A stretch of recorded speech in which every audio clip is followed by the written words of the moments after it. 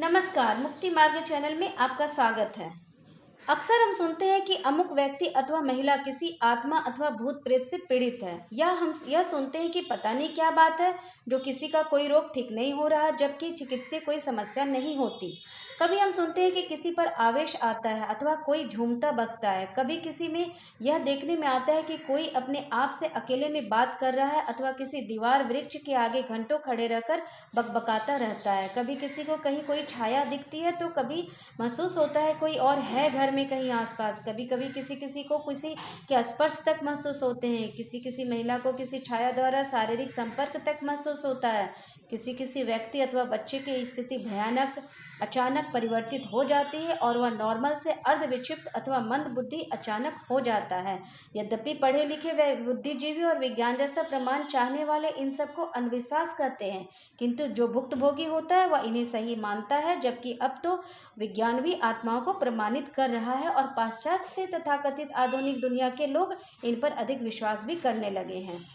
खैर, हमारा विषय यह नहीं कि कौन विश्वास करता है कौन नहीं, अपितु इस वीडियो में हम यह देखते हैं कि किन आत्माओं का प्रकोप अथवा आक्रमण कब अधिक होता है और कब व्यक्ति को इनसे सावधान रहना चाहिए। अधिकतर आत्माओं भूत प्रेत के जिन खबीस चुड़ैल आदि का प्रकोप राह चलते होता है, क्योंकि इस प्रकार की आत्माएं असंतुष्ट होती है और अपनी अतृप्त इच्छाओं को तृप्त करने के लिए मनुष्य को माध्यम बनाती है। कड़े दोपहर में मध्य रात्रि में पूर्णिमा अमावस्या को इन आत्माओं की शक्ति बढ़ जाती है, जबकि इन स्थितियों में मनुष्य का आत्मबल भी कमजोर होता है और उसके शरीर की जलीय स्थिति में भी हलचल अधिक होती है। अतः ऐसे समय में यह आत्माएं अचानक भयात्मक स्थिति उत्पन्न कर अथवा पेड़ों को हिलाकर आदि भय उत्पन्न करते हैं, और व्यक्ति जब डर होता है तो उसका आत्मबल कमजोर हो जाता है। इस समय वह आत्मा व्यक्ति को प्रभावित कर देती है अथवा उसमें प्रवेश कर जाती है। इस स्थिति में एक शरीर में दो आत्माओं की स्थिति उत्पन्न हो जाती है और मूल आत्मा को दबाकर बाहरी आत्मा अपनी इच्छाओं की पूर्ति करने का प्रयत्न करती है। बहुत से ऐसे मामले भी देखे गए हैं कि कोई बच्चा जन्म से सामान्य होता है, किंतु जन्म के कुछ साल में अचानक उसके व्यवहार में परिवर्तन आ जाता है। वह भिन्न व्यवहार करने लगता है अथवा उसकी बुद्धि ही बिल्कुल मंद हो जाती है। कभी यह अति प्रतिक्रियाशील भी हो सकता है, कभी वह सामान्य भी हो सकता है और कभी उसे रिश्तों की समझ भी भूल जाती है। यह स्थिति किसी आत्मा द्वारा उसे प्रभावित करने के कारण होती है। बच्चे कमजोर मानसिक स्थिति शारीरिक स्थिति के होते हैं और जल्दी डर भी जाते हैं।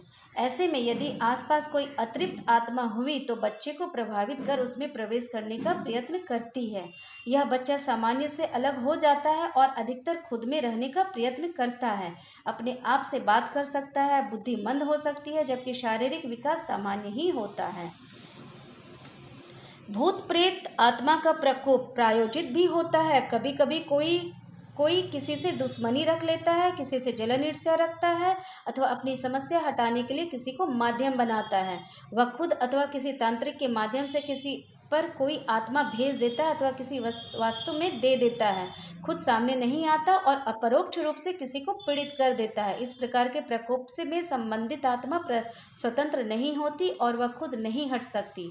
वह बंधन अथवा वचन से बंधी होती है और जब तक व्यक्ति अथवा तांत्रिक ना चाहे वह व्यक्ति को नहीं छोड़ सकती।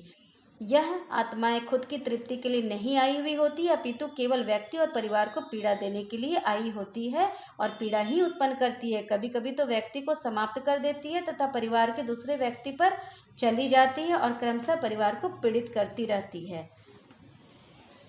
नदी तालाब के किनारे भी बहुत सी आत्माएं रहती है और यह भी किसी किसी से आकर्षित हो उसके साथ लग जाती है अथवा कभी इनकी शांति में खलल पड़ने पर रुष्ट हो किसी व्यक्ति से जुड़ उसे परेशान करती है। इन मामलों में महिलाएं अधिक पीड़ित होती है, जबकि रुष्ट होकर यह पुरुष को भी परेशान कर सकती है। नग्न स्नान, सेंट, परफ्यूम का प्रयोग, असामान्य क्रिया इन्हें आकर्षित करती है और यह किसी महिला अथवा पुरुष को अपनी इच्छा पूर्ति का माध्यम बना लेते हैं। यह जिससे जुड़ते हैं उसका शारीरिक उपयोग इनका मुख्य उद्देश्य होता है। ब्रह्म चौकी, शहीद मजार, चौकी, जौरी आदि किसी आत्मा को दिए स्थान के पास से भी कभी कभी कष्ट होता है। यहाँ की गई जाने अनजाने की गलती अथवा अशुद्धि वहाँ की शक्ति को रुष्ट कर देती है और वह व्यक्ति को कष्ट देने लगता है। किसी जमीन में यह स्थान बने हो और आसपास मकान बन जाए तो इस तरह की संभावना अधिक होती है, जबकि किसी जमीन में यह हो और समय क्रम में दब जाए तथा फिर उस पर कोई मकान या बिल्डिंग बन जाए तो यह बहुत अधिक पीड़ा उत्पन्न करते हैं और चाहते हैं कि वहाँ रहने वाले व्यक्ति वह मकान बिल्डिंग छोड़कर चले जाएं। अक्सर ऐसे मकानों में रौनक नहीं होती और मनहूसियत सी लगती है। चूँकि आत्माओं की शक्ति के क्षरण में कई सौ साल लग जाते हैं, अतः सैकड़ों साल पहले की आत्माएं किसी किसी स्थान पर प्रभाव देती रहती है।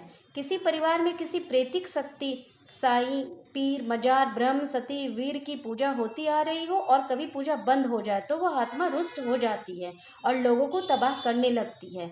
इस स्थिति में चूंकि उसकी शक्ति के क्षरण एवं अधिक उसे ऊर्जा पूजा के माध्यम से मिली होती है, अतः वह आत्मा बहुत बलवान होती है और हजारों वर्ष तक उसकी उपस्थिति बनी रहती है। वह खुद भी मुक्त नहीं होना चाहती क्योंकि उसे पूजा पाकर अपनी तृप्ति के माध्यम पा सुख मिलता है जिसे वह छोड़ना नहीं चाहती। यह शक्ति कुल देवता देवी की भी पूजा लेने लगती है, अतः परिवार में कुल देवता देवी स्थान छोड़ देते हैं। जब इस शक्ति की पूजा बंद कर दी जाती है तो पूरे खानदान पर बनाती है। किसी स्थान पर या क्षेत्र में सैकड़ों वर्षों पूर्व भी अकाल मृत्यु हुई हो तो वहाँ इन आत्माओं का प्रकोप अधिक होता है। कुछ आत्माओं की मुक्ति तो जल्दी हो जाती है प्रेतलोक से, किंतु कुछ को मुक्त होने में हजारों साल लगते हैं। जो ऐसे होते हैं वह प्रबल आत्माएं भी होती है। यह अतृप्त आत्मा जिस क्षेत्र में होती है वहाँ लोगों को अपनी तृप्ति का माध्यम भी बनाती है और इसके क्षेत्र में अतिक्रमण पर यह अनायास भी कष्ट देती है। अक्सर यह क्षेत्र में भ्रमण भी करते हैं और लोगों को कष्ट देते रहते हैं, जैसे कि कुछ मेट्रो शहरों में जिन खबीस प्रेत के प्रकोप अधिक पाए जाते हैं। सामान्य भूत प्रेत से मुक्ति सामान्य तांत्रिक क्रियाओं और शक्तियों से तो हो ही जाती है, किंतु कुछ शक्तियों पर कोई ही क्रिया या प्रयोग काम नहीं करता है। कभी कभी किसी किसी तांत्रिक पर ही यह रुष्ट हो जाती है ऐसा करने पर, और तांत्रिक तक को अपनी जान गंवानी पड़ जाती है। कुछ आत्माओं में जो कि वचनबद्ध हो अथवा भेजी गई हो उनके लिए अक्सर कोई प्रयोग काम नहीं करता, क्योंकि यह खुद नहीं जा सकते। व्यक्ति को छोड़कर केवल वास्तविक शमशान साधक ही सभी प्रकार की आत्माओं से मुक्ति दिला सकता है। अन्य साधक अथवा तांत्रिक सभी से मुक्ति दिलाने में अक्षम होते हैं। बड़े बड़े स्थान अथवा मंदिर देश में प्रेतों से मुक्ति दिलाने के प्रचारित किए जाते हैं, किंतु बहुत से ऐसे मामले सामने आते हैं कि यह केंद्र भी असफल हो जाते हैं।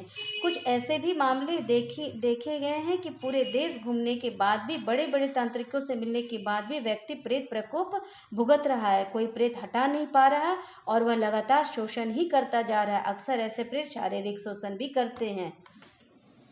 मैंने अपनी वीडियो में कुछ ऐसी जानकारी देने की कोशिश की है। अपनी वीडियो में मैं कुछ और ऐसी जानकारी देती रहूँगी। मेरी वीडियो को सब्सक्राइब कर लें। तब तक के लिए धन्यवाद। नमस्कार।